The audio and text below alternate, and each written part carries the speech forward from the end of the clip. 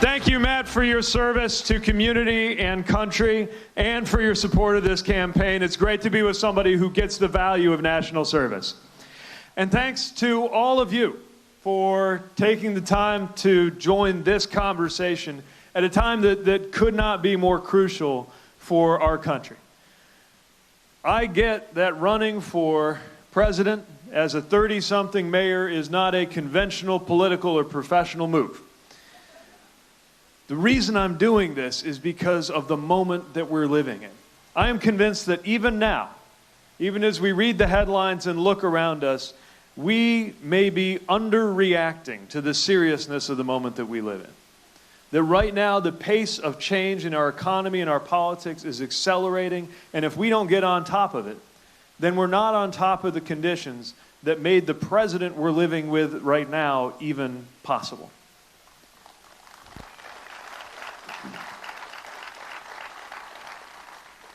A president like the one we've got right now does not get within cheating distance of the Oval Office unless something is wrong across the land.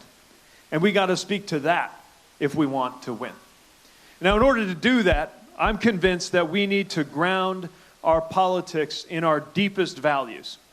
And I'm out to break the spell that has had some Americans believing that the word values is a word that should only be associated with one political party. Because these are not conservative values, these are American values, and when you take them seriously, they have progressive implications.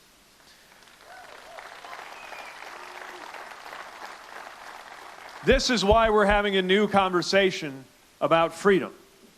And we're talking about all the things besides government that can make you unfree if we don't have the right kind of leaders and the right kind of policies. We're talking about how health care is part of freedom. Because you're not free if you're afraid to go start a small business and live the American dream, because leaving your old job would mean losing your health care. And speaking of health, this is not a free country if women are denied basic reproductive freedoms by male politicians.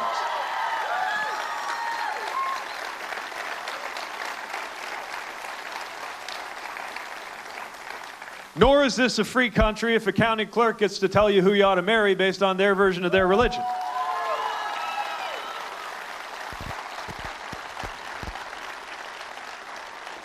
Freedom isn't just about freedom from, it's about freedom to live a life of your choosing. And that means building up the kind of life that all of us will be able to prosper in. It's why organized labor is such an important part of securing the economic freedom of people in this country.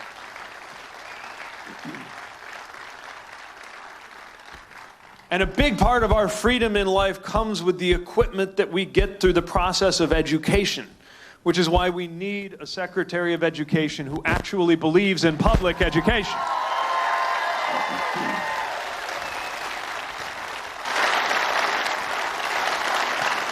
This is what it means to take freedom seriously in the 21st century. And while we're at it, in the 21st century, we're going to have a different kind of conversation about national security. One that looks beyond the sorts of things you can deal with just by putting up a wall from coast to coast. Because that's not going to help with some of the things we're up against right now. Wall's not going to help you with cybersecurity threats or election security threats. And it's certainly not going to help us name and confront the violent white nationalism that has claimed lives here in this country and around the world.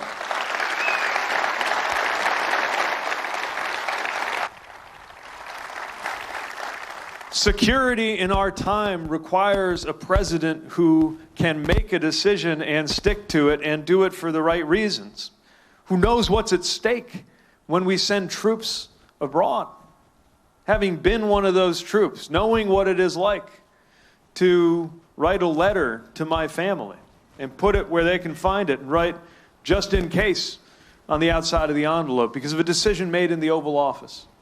I will never, ever use American troops as props or enlist them to decorate my presidency. They are there for a reason and they ought to be respected.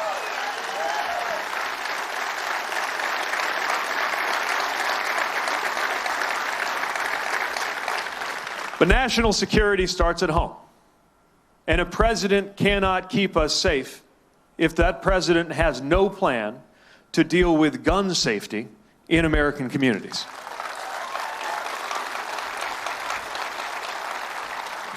That's why we need now the question really is, if Americans agree, gun owners agree, even Republicans agree that we ought to have things like universal background checks and red flag laws that disarm domestic abusers, why isn't it getting done? And that brings me to democracy. We want to believe we live in a democratic republic, but it's getting less democratic by the day. And we have got to act to reverse that. This is not a democracy if politicians can draw districts such that they're choosing their voters instead of voters choosing them.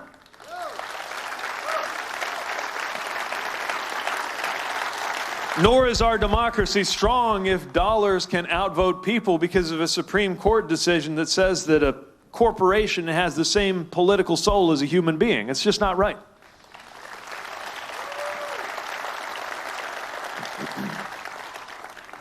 And by the way, in a democracy, everybody ought to be properly represented, which is why our fellow U.S. citizens in Puerto Rico and in the District of Columbia deserve political representation. And everywhere around the country, we've got to stand up for them.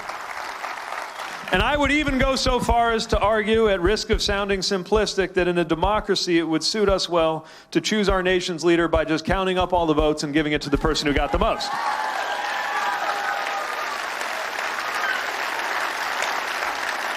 So we're going to have a whole new conversation about freedom, about security, about democracy, about faith. We tread carefully when it comes to talking about faith because it is so important that we represent people of any religion and people of no religion equally. That's one of the founding principles of this country.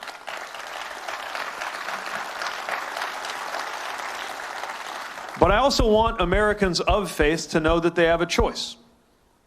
And that choice could not be made more stark by what's going to happen tomorrow, when millions of Americans will get up on Sunday morning and go to church and hear about the ways in which we are commanded to extend friendship and welcome to the stranger, which is another word for immigrant, and then later on in the day read about federal agents tearing families apart in order to satisfy the radical agenda of this president.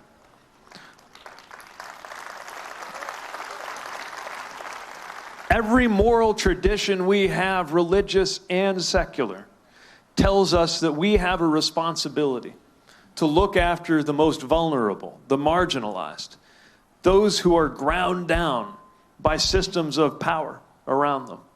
And yet, right now, we have politicians who cloak themselves in the language of religion and then set out to afflict the afflicted and comfort the comfortable. It's not right under any version of ethics, and we're going to change that and remind people that religion doesn't have to push you into the arms of the religious right.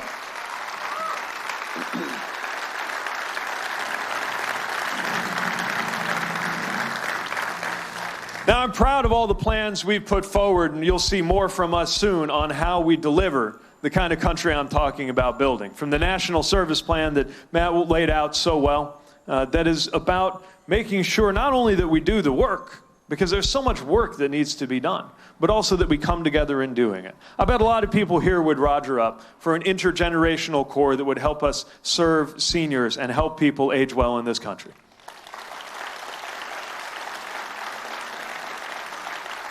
I bet a lot of people here would roger up for a chance to be part of a climate corps that would help weatherize homes and make our country more sustainable. I bet a lot of people here would sign up for a community health corps that would help people dealing with addiction and mental health challenges and help them prosper and succeed in our time. But in doing that, not only would such good work get done, but we get to know each other better. When I was in the military, I learned to trust my life to people who were radically different from me, racially, economically, regionally, politically, for sure. But we trusted each other with our lives. And you shouldn't have to go to war to have that experience of learning to trust your fellow Americans. That's what civilian national service can do. So we're going to fund the Serve America Act. We're going to endow grants for local communities to come up with their own service plans. And all of that is not just about immediately, in year one, getting to 250,000 service opportunities, but by the time we celebrate our 250th in 2026, being able to say that we have 1 million service opportunities in this country so that it becomes the norm, not the exception.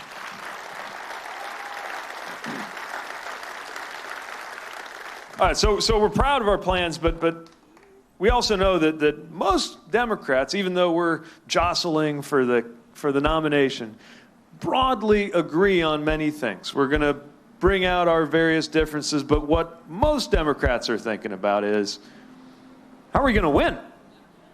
How are we going to deal with this president, because we can't afford 4 more years of this?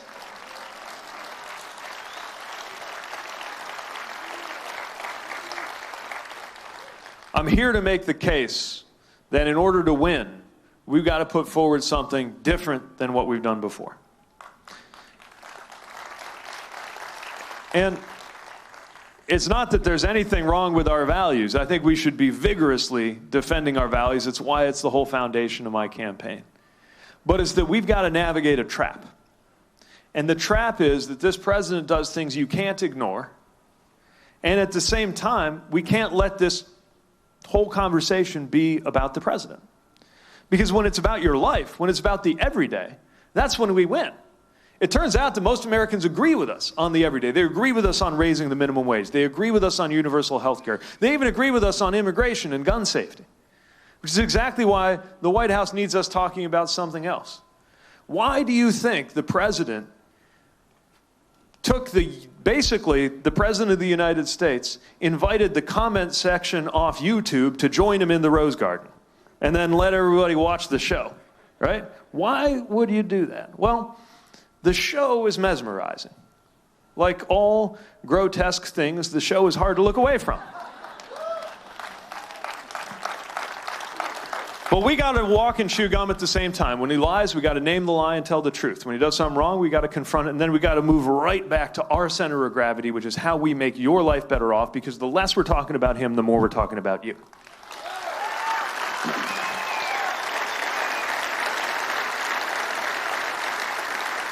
And we've got to do this in a spirit of conviction and, yes, hope that it's worth participating in the politics of this country to bring about something better than what we've had before. I know hope is not as fashionable today because it's such a bleak picture when you look at our nation's capital. But running for office is an act of hope. And coming out and watching somebody talk at you who's running for office is an act of hope. Knocking on doors for somebody running for office is an act of hope. And so my question to you is, can I look to you to spread the hope that is required in order for us to bring about a better day?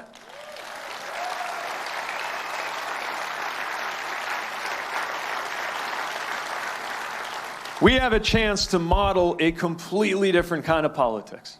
Even in the campaign, the way our campaign is conducted before the first vote is cast, we are going to show what it means to have the sort of politics that can deliver racial inequality in our time, which is what the Douglas Plan is about, that can deliver climate solutions in our time before it is too late, that can deliver a rising tide that actually does lift all boats. But to do that, we got to come together. We got to stand up for each other. I see the sign up here, 3 generations for Pete. It's fantastic because we're building a generational alliance.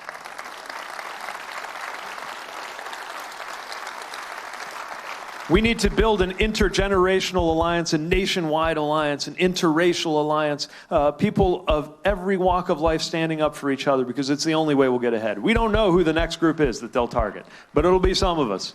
And anybody who has ever been on the wrong side of an equation about belonging, which in one way or another is all of us, needs to stand up for one another at a time like this. We can build that up, and we can make our country a better place.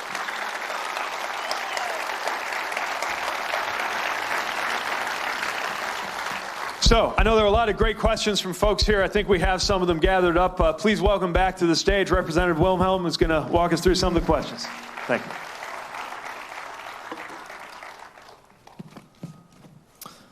All right, so the first question is, what would you say to people who say that their vote doesn't matter, or that they're not going to vote because it's just one person? Right. Was our questioner here? Just so I can see. All right, thanks for your question. So this is the trick, right? We got to acknowledge all the flaws in our democracy at a time like this. And yet we've got to make sure that no one gives up on the democratic project, because this is the best means we have to empower Americans to bring about a different result. And yeah, people say it's just one vote. It's just one voice. But that voice matters so much. And I'll tell you a story from somebody I met in Houston. Selena is her name. She's a college student. Amazing, impressive young woman. She's a dreamer. And she participates in all kinds of voter turnout and mobilization things, even though she can't vote. And she explained with tears in her eyes how she pleads with fellow young people, saying, I don't have a voice on decisions that are going to affect me, but you do. And I need you to be there. I need you to rise up and do this. I think sometimes about the people that I saw in Afghanistan. I was there for an election day. And over there, they make you dip your finger in purple ink so that you can't vote twice, because not everybody's literate there. That's the system. That means everybody can tell if you voted, right? We have the little stickers sometimes. They got the purple fingers. But they did it knowing that there were elements in Afghanistan who threatened that if they saw anybody with that purple finger, if they saw anybody who voted, they would threaten their lives. You could get killed for having voted because they were trying to stop the democratic process cold. And they still did it. And if they can do it, and if somebody is willing to reveal that she is not a citizen just to tell other people how much is on the line, surely we can get up and take the trouble to go to the polls and make our voice heard. It only works if all of us do it. And so I'd urge you to say that to anybody who's wondering if their voice matters.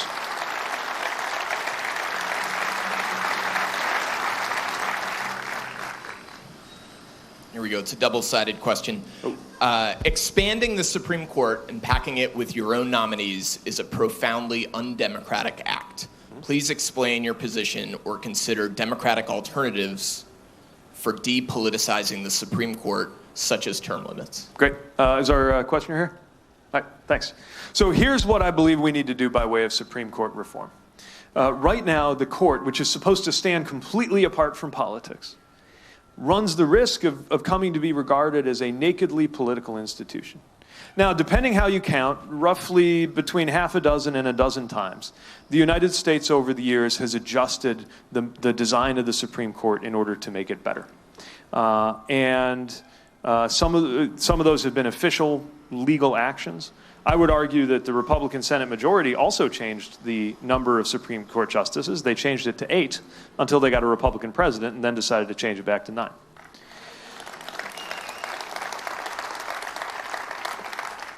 As president, I will immediately put together a commission that will propose solutions to make the Supreme Court less political. One that you mentioned that's appealing but problematic is the idea of term limits. The appeal of it is you have less of this strategy of putting somebody on the court who can be there for 40 or 50 years and forcing a certain ideology.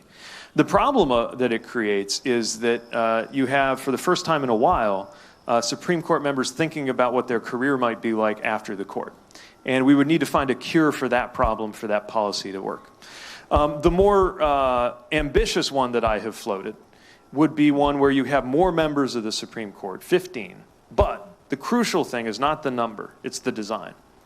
You have a third of them, 5 of them, appointed not by a partisan political process, but by a unanimous agreement by the other 10. And they can't be seated unless that happens.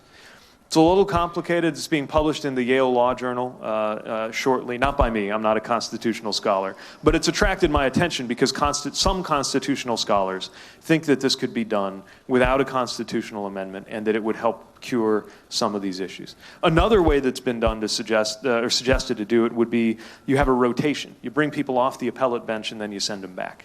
And it kind of melds the virtues of those two approaches. I'm less concerned with going around saying I have it all figured out and we're going to do it than with opening Americans' imaginations to the fact that we can change this. We got so used to, when I became mayor, we banned the phrase "we've always done it this way" from the county city building. Because I think we've accepted things that are unacceptable. It is unacceptable that D.C. is not a state and that they live without members of the Senate. It's just not right. And so, you know, in a country that has evolved over and over again, whose most elegant quality is that we develop our institutions, we have from day one. We're absolutely capable of taking on these challenges. For some reason, constitutional reforms kind of stopped in the 70s. I think now would be a great season for deep reform in the structure of our democracy. Thank you.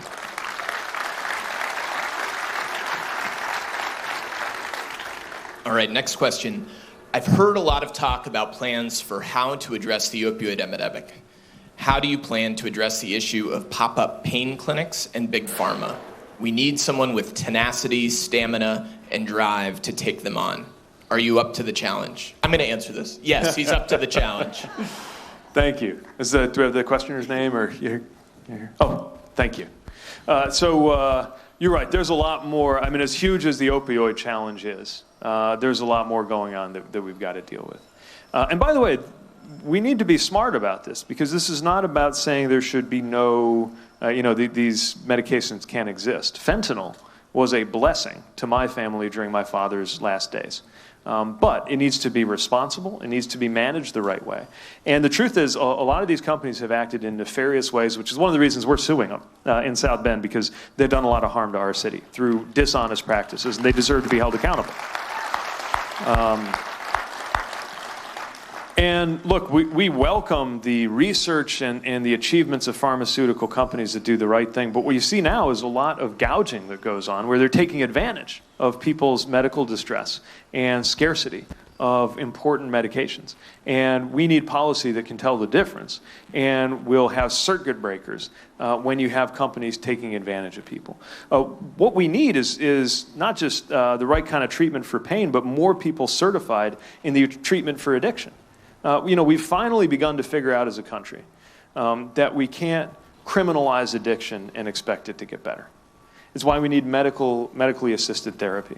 It's why we need more doctors qualified and certified to be able to prescribe things like Suboxone in order to help people deal with addiction.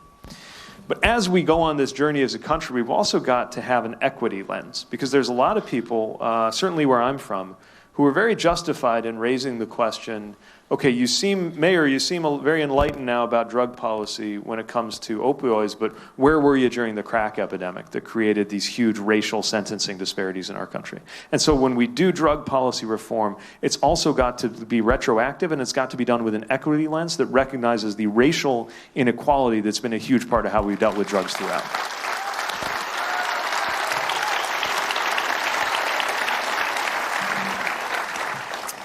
All right, next question is, do you have plans to aid the growing issue of student debt, specifically lower income educators? Yes. So this one's a little personal, because I'm in a house. Is our questioner here, by the way? Oh, thank you. You're an educator? Great. Well, thank you for what you do. Thanks for your service. So I married an educator. And as a household, we got six-figure student debt. And we live in a country that doesn't reward educational service the way it ought to, right? It's certainly relative to the importance of that position in our society. We ought to respect teachers a little more like soldiers and pay them a little more like doctors than we do.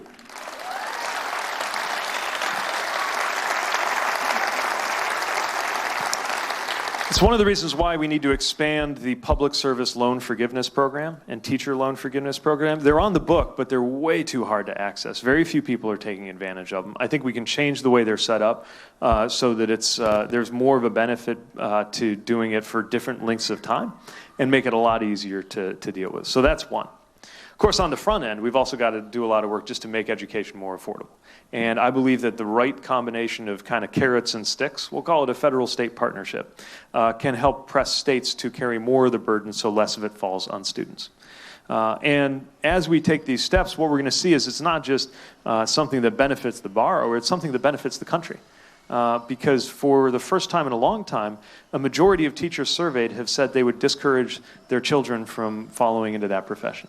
And that puts our country in a really bad place. We can't let that go on. And so we've got to act in terms of how the profession is treated, as well as in terms of what it takes to get qualified for that profession and making sure that's affordable. Thanks.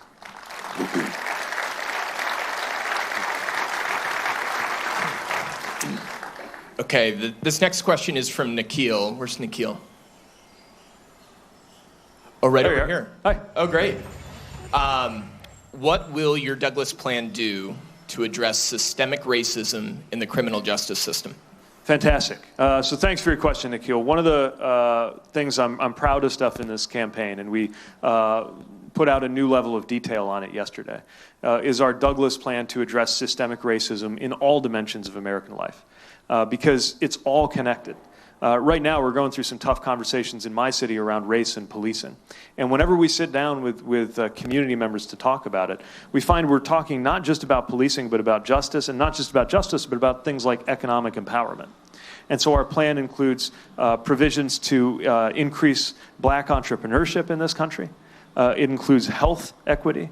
It includes a 21st century response to the Homestead Act, a community Homestead Act that would help support home ownership in our communities and for black Americans, and education, where we need to do a lot of work to support historically black colleges and universities, affordability, and making sure Title I schools get the help they need. But a huge part of it is the part you're asking about, which is criminal justice reform. We are the most incarcerated country in the developed world, and it does not make us safer. It's just not true that more prisons lead to more safety. In many states and countries, the data suggests the opposite is true. And so we've got to undertake a whole bunch of steps to reduce incarceration. I see evidence that we can reduce it by half, and I've committed to do that without an increase in crime. How? A whole bunch of things you got to do. First of all, you shouldn't be able to profit off of other people's misery, so we shouldn't have for-profit prisons.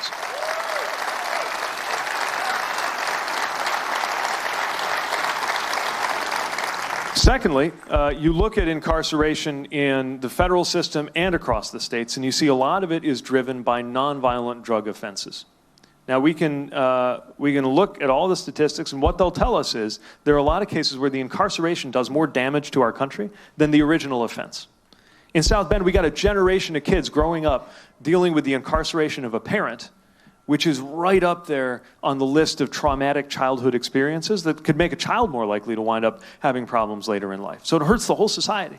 We've got to find ways to avoid that, and I believe that drug possession should not be something that leads to incarceration in this country.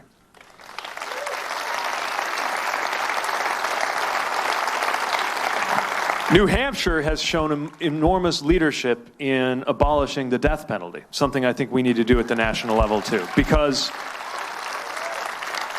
its application has been hugely discriminatory. And another thing that we've got to do and can do is recognize how much the country has at stake in bringing people back into society and getting on their feet. The exclusion of the ability to get housing, access to public housing when you leave incarceration, is totally self-defeating. It makes somebody more likely to be committing another offense out of survival in the future.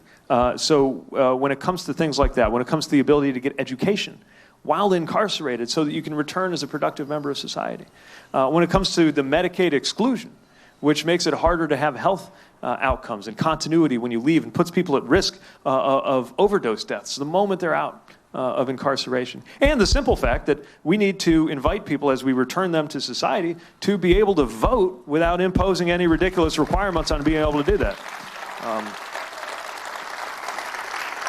All of these things add up into a more just justice system. And until we live in a country where the criminal justice system really delivers justice, all of us are worse off.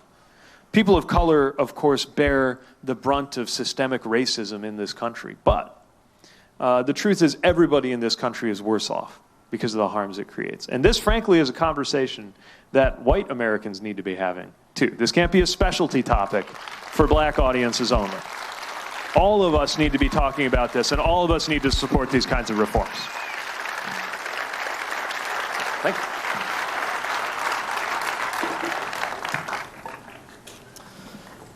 All right. The ultimate goal is for the Democrats to win the 2020 election. That's right. Correct. This is the true-false section. How can the party unify to win? Great question.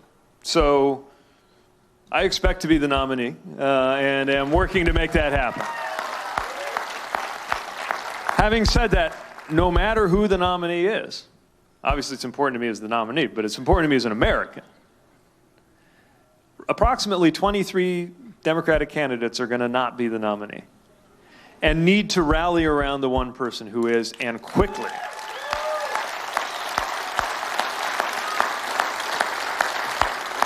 Because we know what will happen if we don't. And not only do we have all of the harms that have always been there through division, but we actually have countries, intelligence agencies, expertly manipulating those divisions, and you better believe they'll do it again. Which means we have got to be rock solid in our commitment to bringing about a different presidency. But I'm pretty sure I'm preaching to the choir on this one. So we got to tell our friends. All of us, you'd be surprised how well we get along, actually, as candidates. And the important thing is to make sure that when you're out on social media, when our supporters and sympathizers are out there, that we have that same spirit of remembering, look, we're going to have some contrasts, some sharp ones. That's okay. This is a competition. But I don't view the others as opponents. I view them as competitors, because we're competing for the chance to take it to our real opponent, the occupant of the White House, who must be replaced at all costs.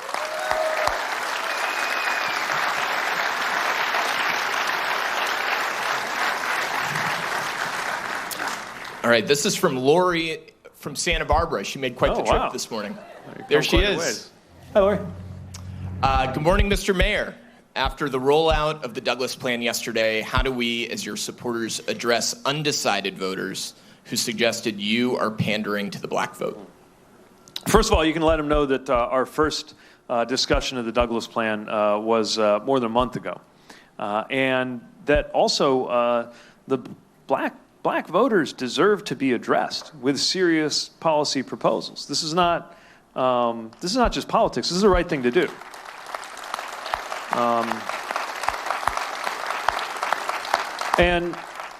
And black voters that I talk to are pretty tired of, first of all, being taken for granted, being lied to by people in both parties, and also of the idea that sometimes the vote is talked about like it's one guy, right? There's a lot of diversity of opinion among the black voters I am meeting and the residents of my own community, who will agree with this part or disagree with that part of a plan or a proposal or a candidacy.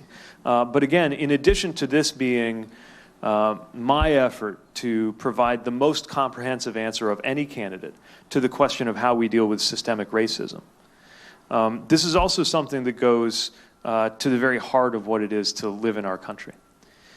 And it involves correcting an illusion that's going to be hard to correct. The illusion is that if we just take racist policies and we replace them with neutral policies, everything will get better. And it turns out, we now know from what we've seen in recent years that it's not that simple, because of the way that harms compound. In the same way that you save $1, it compounds. And over time, it becomes $2 and then $10 and then $100. Same thing's true of $1 stolen.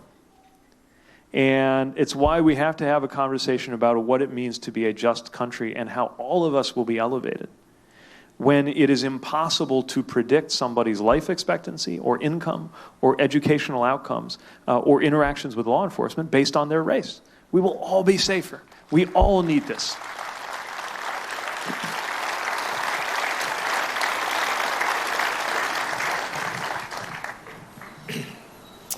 All right, next question is on gun control. What is your position on reasonable gun laws? And two, why are you not talking about it a lot? Oh, I'm talking about it a ton. Because we cannot allow the Second Amendment to become a death sentence for thousands of Americans. And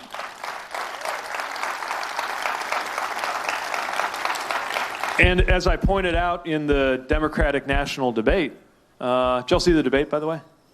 Okay. As I pointed out then, if more guns were all it took to make us safe, we'd be the safest country in the world. Look, common sense gun safety doesn't, we got to get out, as a party, we've got to get out of a defensive crouch on this. Because this is actually one of the issues where we have the most support among the American people. 90% think we ought to have universal background checks. 90%, including most Republicans and most gun owners. The fact that we can't get it done is a problem of democracy that is very visible in the daylight between the American Congress and the American people.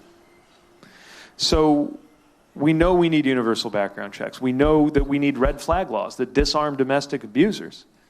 And this is a common sense position. And yes, there are weapons weapons like some of the things I trained on in the military, weapons of war, that have no place in American streets and neighborhoods in peacetime, least of all anywhere near a school.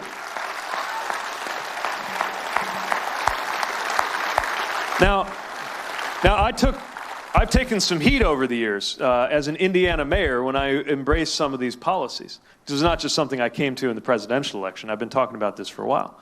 And I took some heat, usually along two dimensions. One was people who say, well, it wouldn't have prevented this shooting or it wouldn't have prevented that tragedy. And maybe that's right. But it would save thousands and thousands of lives. You don't have to believe it would fix every problem to know that it will fix many problems. And how can we not save thousands of lives if we have the chance? The second thing I hear is that you can't do any of this because the Second Amendment. The Second Amendment says shall not be infringed. Therefore, of course, it also says well regulated, but they skip over that part. It shall not be infringed. Therefore, any regulation is unconstitutional. And it's just not true. Think about any freedom that we honor, freedoms that I defended with my life. We also apply common sense. The freedom to free speech doesn't mean you can yell fire in a crowded theater. The right to swing your fist, as one justice said, ends where somebody else's nose begins. And we've already established as a country that we're going to draw a line somewhere because it's common sense. Somewhere, everybody can have a water balloon. Nobody can have a nuclear weapon, right? We've decided that somewhere on that spectrum there's a limit. Somewhere in between a slingshot and a Predator drone, we're going to draw the line. The question is where we draw the line. And that's something that I think my military experience speaks to, because we got to draw the line tighter than we are today, and most Americans agree that that's the right thing to do.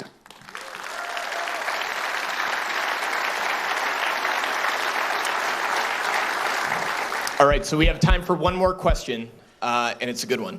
How will you work around Mitch McConnell? Ooh, all right. So I got a few ideas on this. First of all, it reminds me of something, and I know Jim's very alive to this, and local organizing is that I'm here running for president, but we cannot treat the presidency like it's the only office that matters. Every office matters. There is great power in local office. There is great power in state office. Your legislature is a beacon to the country in terms of good legislation. A lot of it's getting vetoed, but it's really good stuff coming out of there. And nowhere do we see the limitations of the presidency more than in dealing with the United States Senate. Especially because, and I'm big on reaching across the aisle. Indiana mayor doesn't get much done if you don't figure out how to work with Republicans at least some of the time. But it only works if you can have some kind of good faith partnership. And we don't have good faith right now. Do you see where McConnell said in 2020, if there was a Supreme Court vacancy, he would schedule a vote on that? When in 2016, it was a matter of principle that you would never do that in an election year? What that tells you is they're not even pretending to be acting in good faith anymore. It is raw cynicism and power. Now, the good news is that because most Americans agree with us on most of these issues, a great use of Air Force One is to fly it into the home state of somebody who is getting in the way of a good policy and remind them. I mean, even now, even with all these offices in the wrong hands, they still couldn't take away the ACA. They're working hard at it, but it shows you the power that rests in the fact that the people are with us. And that's part of how you outmaneuver Senate Majority Leader Mitch McConnell. But there's an even better answer. And it's why, by the way, I suggest you might want to nominate an industrial Midwestern mayor with coattails. And it's this. The best way to deal with Mitch McConnell is for him to not be in the majority anymore, and preferably not in the Senate at all.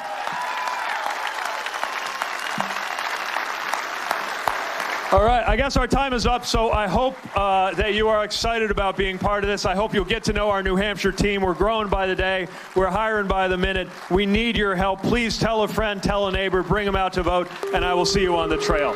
Thanks so much for joining us.